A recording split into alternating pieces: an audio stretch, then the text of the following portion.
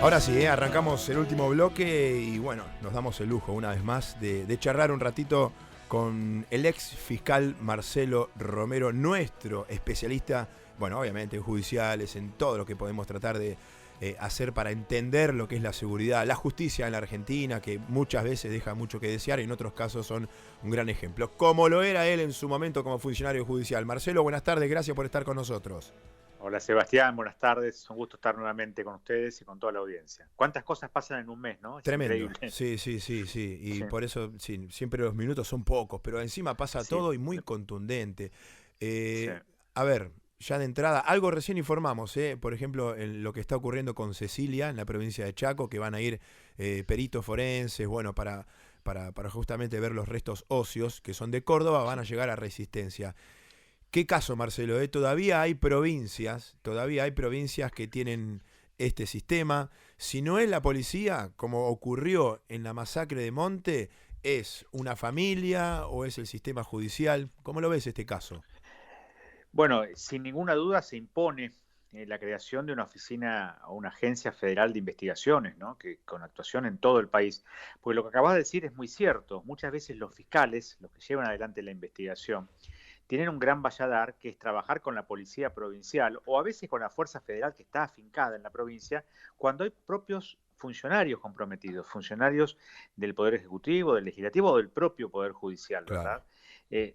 La policía en esos casos debe ser automáticamente relevada. En Provincia de Buenos Aires es obligatorio para los fiscales relevar a la policía de su colaboración del Ministerio Público cuando hay funcionarios policiales investigados. Pero no sucede lo mismo cuando hay funcionarios, por ejemplo, del Poder Ejecutivo. Claro. Eh, si hacemos una comparación con el FBI norteamericano, uno lo ve en las películas como los policías de particular para determinados casos de narcotráfico Sí. y de cuestiones federales. Pero no solamente esa es la principal función, sino que investiga el FBI la corrupción de los poderes del Estado, de los funcionarios de los tres poderes del Estado. Es imperativo crear una agencia, no te digo como el FBI, pero que tenga el mismo espíritu, que pueda el magistrado de cualquier provincia, sea de la justicia provincial, sea de la justicia federal, recurrir a ese cuerpo independiente de investigadores para poder trabajar en casos de la gravedad, por ejemplo, del de Cecilia, ¿verdad? Claro, a ver, hoy lo más próximo que uno puede tener es que no investigue una policía local y que venga la policía federal, pero nada más.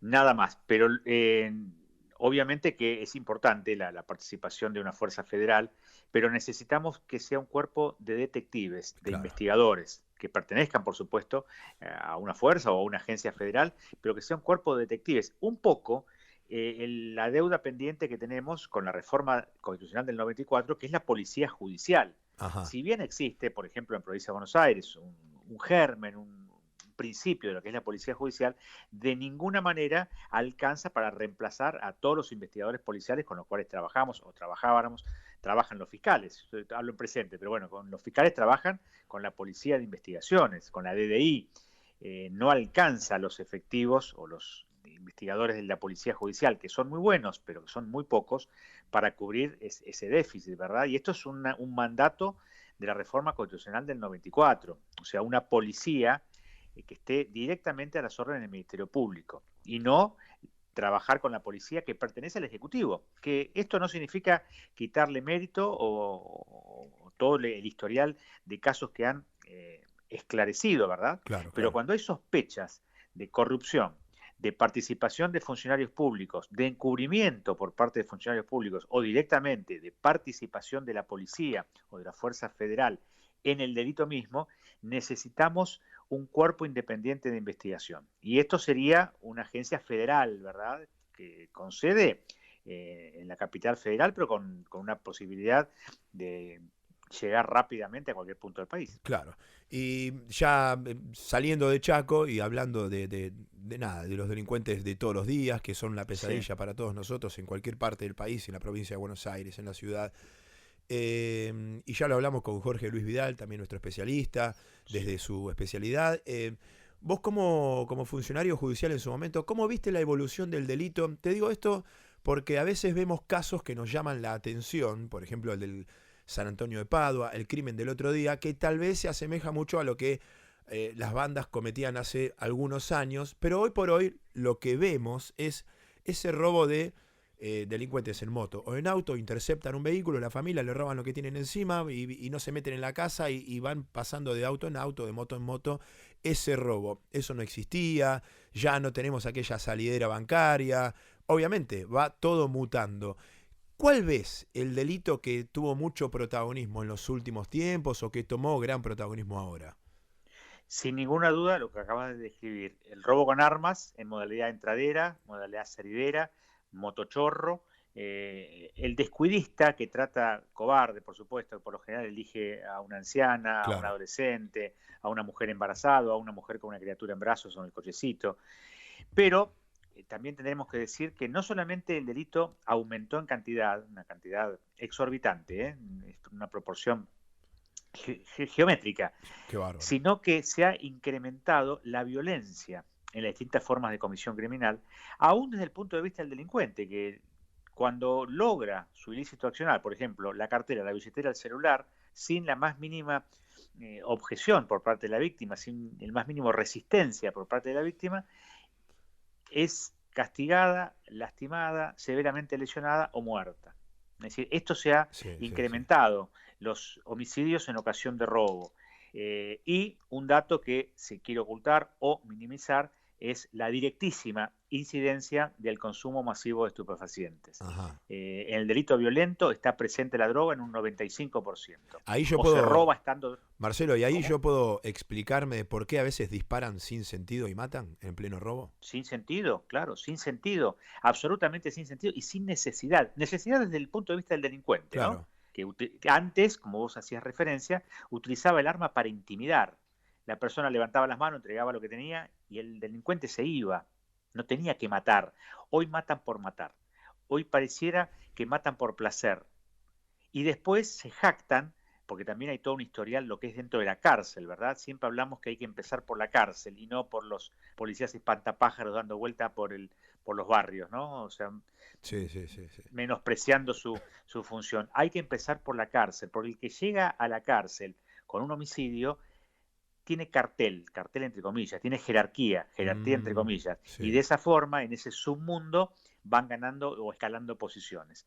Y ni hablar si el muerto es un efectivo policial, ¿no? ¿Cuál es la postura en general? Porque vos estuviste mano a mano 1000 veces con delincuentes que recién acaban de cometer o un robo o directamente un homicidio.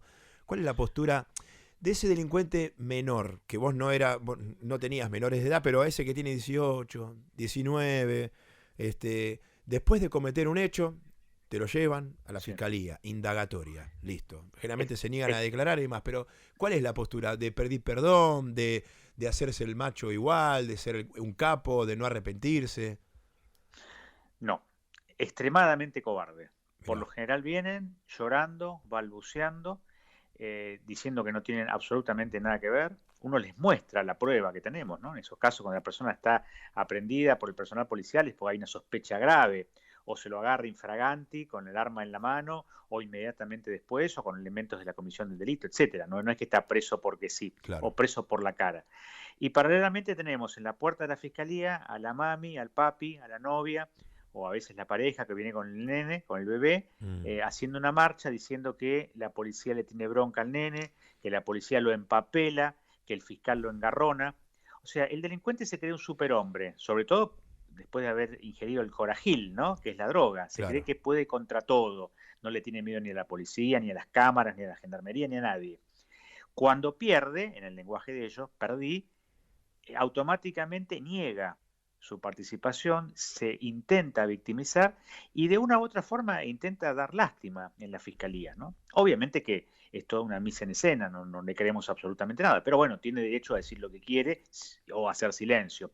Pero tenemos una delincuencia, siempre hablando mayores de edad, ¿no? 18 años, juvenil, 18, 19, máximo de 23 años, extremadamente violenta, pero extremadamente cobarde. Qué Nadie bárbaro. se hace cargo.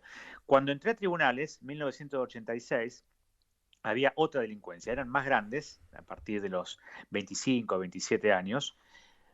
No te digo que no se defendían, sí se defendían, por supuesto, hacia su derecho constitucional. Pero cuando ellos sabían que perdían, se hacían cargo. Sí. Y no levantaban la voz, no faltaban al respeto, ni se les ocurría traer a la familia para hacer una marcha en la puerta de la fiscalía, ni nada por el estilo. Se hacían cargo. Por ahí se tenían códigos, puede ser códigos de la mafia, ¿no? Obviamente el código no es algo elogioso, pero sí, había ciertos códigos de otra delincuencia que ya no existe. La droga ha hecho su trabajo sin prisa y sin pausa, y bueno, aquí estamos, o mejor dicho, con prisa y sin pausa, ¿verdad? Tenemos personas que tienen su lóbulo frontal terriblemente destruido por el consumo masivo de estupefacientes. Consumo masivo que durante muchos años algunos funcionarios han minimizado y otros, lamentablemente, lo han romantizado. Y también lo han aprovechado, lo digo yo. Por último, me encantó esto del Corajil, Sí. que no se consigue en todas las farmacias. Los delincuentes saben, irónicamente estamos hablando, por supuesto. Ahora el policía, el poli que está todo el día trabajando en la calle, el bueno, ¿eh? ¿Qué le Sí, das? bueno, sí. Que el delincuente tiene ese Corajil, ¿no? Eso que se toma antes y va envalentonado y comete tal delito.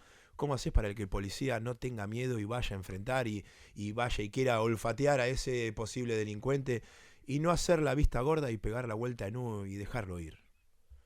Claro, y encima sin herramientas legales, lo que hablamos en la anterior columna. Sí. Hoy el policía no puede preguntar qué está haciendo, no puede pedir documentos, ni se ocurra pedir o detener a alguien por obligación de antecedentes, porque todo eso es tachado de inconstitucional o de autoritario. El policía en la prevención, o sea, antes de cometer el delito, cuando está, como vos decís, olfateando que hay una persona que está merodeando el barrio, el negocio o a determinada persona para asaltarla, no puede hacer nada. Legalmente no puede hacer nada porque todas esas normas han quedado eliminadas de nuestro ordenamiento legal.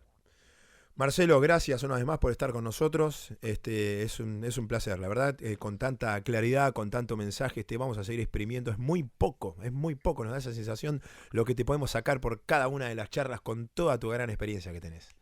Para mí es un placer enorme. Hasta la próxima. Grande, Marcelo, gracias. Marcelo Romero, entonces, ex fiscal de La Plata. Vamos y venimos, Charlie.